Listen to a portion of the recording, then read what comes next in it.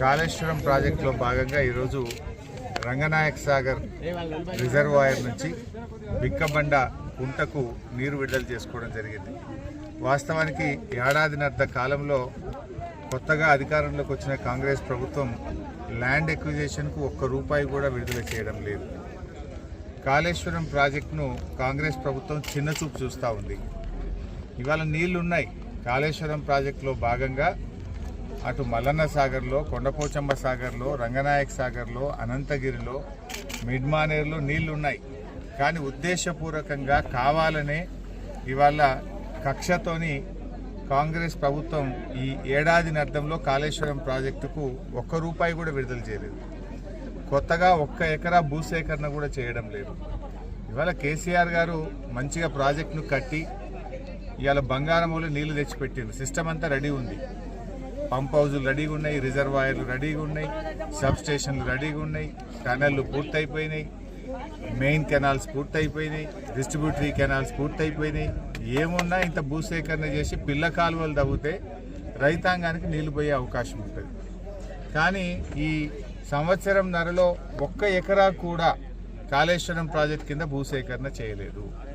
చేయకపోవడం వల్ల ఇలా చాలా చోట్ల కూడా రైతులు సొంత డబ్బులు పెట్టుకొని రైతులే స్వచ్ఛందంగా కాలువలు తవ్వుకొని నీళ్లు తీసుకున్న పరిస్థితి ఉన్నది.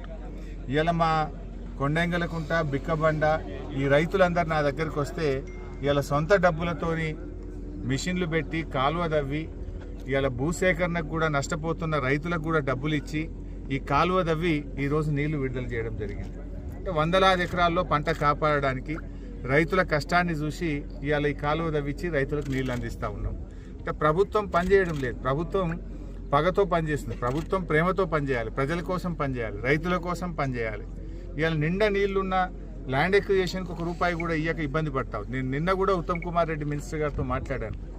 ఇవాళ తక్కువ ఖర్చుతో ఎక్కువ ఆయకట్టుకు నీళ్ళు వస్తాయి అంతే. ఎందుకంటే వడ్డించిన విస్తరలాగా ఉన్నది, బంగారు పల్లెంలో పెట్టున్నది. ఏమున్నా ఇంత పిల్ల కాలువలు తవ్వితే రైతాంగానికి ఆయకట్టు పెరుగుతుంది. కనీసం ఒక 15-20 కోట్లు భూసేకరణకు విడుదల చేయండి. 1,00,000 ఎకరాలు నీళ్ళు ఇచ్చే అవకాశం ఉంది ఈ జిల్లాలో అని చెప్పి నేను మంత్రి గారి దృష్టికి కూడా నిన్న కూడా తీసుకుపోయాను. అసెంబ్లీలో కూడా ప్రశ్నించాం. ఈ అసెంబ్లీలో కూడా ఈ నిధులు కేటాయించకపోవడం, భూసేకరణకు నిధులు ఇవ్వకపోవడం వల్ల, లిఫ్ట్లు పూర్తి చేయకపోవడం వల్ల రైతాంగానికి జరుగుతున్న నష్టం మీద ఇరిగేషన్ పద్దు మీద చర్చ జరిగినప్పుడు కట్ మోషన్ కూడా ఇచ్చి తీవ్ర నిరసన కూడా ప్రభుత్వానికి చెప్పాం. అంటే రకరకాల రూపాల్లో వారిని కలిసినప్పుడు కానీ, అసెంబ్లీ ద్వారా కానీ, పత్రికల ద్వారా కానీ, ఉత్తరం రాయడం ద్వారా కానీ ఈ ప్రభుత్వాన్ని నిద్రలేపే ప్రయత్నం చేస్తున్నాం. ప్రభుత్వం దృష్టికి తీసుకుపోయే ప్రయత్నం చేస్తూ ఉన్నాం. ఇప్పటికైనా ప్రభుత్వం స్పందించి ఇవాళ కాళేశ్వరం అనేటువంటిది ముఖ్యంగా ఉత్తర తెలంగాణకు ఇది ఒక అద్భుతమైన ప్రాజెక్ట్.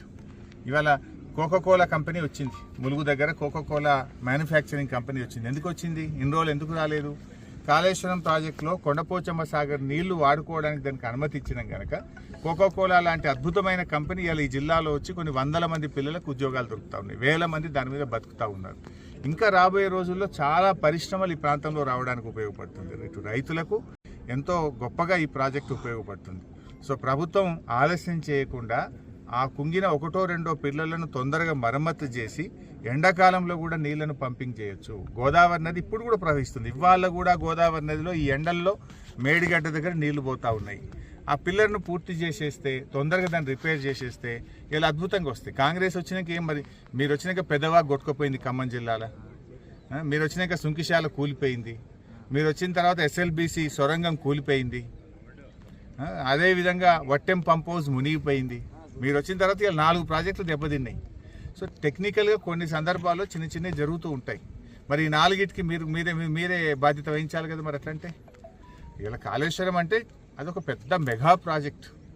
అందులో 19 రిజర్వాయర్లు ఉంటాయి, అందులో 20 పంప్ హౌజులు ఉంటాయి, 1500 కిలోమీటర్ల గ్రావిటీ కెనాల్ ఉంటుంది, 18 సబ్ స్టేషన్లు ఉంటాయి, 203 కిలోమీటర్ల టనల్ ఉంటుంది, 3 బ్యారేజీలు ఉంటాయి. అన్నీ బాగున్నాయి. కేవలం ఒక బ్యారేజీలో 7 బ్లాకులు ఉంటే 7 బ్లాకుల్లో ఒక బ్లాకులో 1 పిల్లరో 2 పిల్లరో కుంగినాయి అంతే. దానికి మొత్తం కాళేశ్వరం కూలిపోయిందని అబద్ధాలు ఆడి గోబల్స్ ప్రచారం చేసింది. ఇవాళ ఒక సిద్దిపేట నియోజకవర్గంలో 52,000 ఎకరాలు కాలువల కింద నీళ్లు అందిస్తున్నాం. ఇది కాళేశ్వరం కాకపోతే ఏంది? ఇంతకుముందు అసలు ఒక్క ఎకరానికి కూడా సిద్దిపేట నియోజకవర్గంలో నీళ్ళు వచ్చేటి కావు.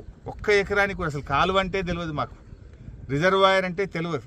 కానీ ఇలా కాళేశ్వరంలో భాగంగా పైకి అంతగిరి కిందికి రంగనాయక సాగర్ కడితే 52,000 ఎకరాలు యాసంగిలో ఎండాకాలం పంట వండుతున్నది అంటే అది కాళేశ్వరం పుణ్యం, అది కేసీఆర్ చేసిన కృషి పుణ్యం. దీన్ని ఎవరు కాదనగలుగుతారు?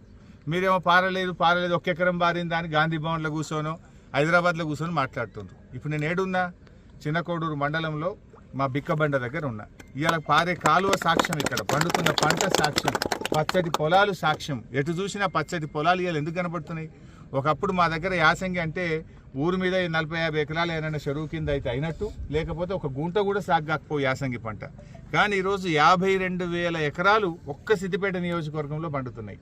ఇంకా చుట్టుపక్కల అటు చెర్యాలకు పోతున్నాయి నీళ్లు, అటు గజ్వేల్ పోతున్నాయి, ఇటు దుబ్బాక పోతున్నాయి, అటు సిరిసిల్ల పోతున్నాయి, అటు హుస్నాబాద్ పోతున్నాయి, అట్లా బెజ్జంకి అంటే మానకొండూరు నియోజకవర్గం పోతున్నాయి. ఎన్నో నియోజకవర్గాలకు కూడా కాళేశ్వరం నీళ్ళు అందుతూ ఉన్నాయి. కానీ నిజాలను మీరు దాచిపెట్టి ఏదో గోబల్స్ చెప్పి బురద జల్లాలనుకుంటే పండుతున్న పంట సాక్ష్యం, నీళ్ళు అందుతున్న రైతులే సాక్ష్యం. ఇప్పటికైనా అనవసరమైనటువంటి రాద్ధాంతం వదిలి తక్షణమే ఈ కాలువలకు భూసేకరణకు నిధులు విడుదల చేసి రైతాంగానికి మరింత ఆయకట్టుకు నీళ్లు అందించడానికి కృషి చేయాలని ప్రభుత్వాన్ని డిమాండ్ చేస్తారు.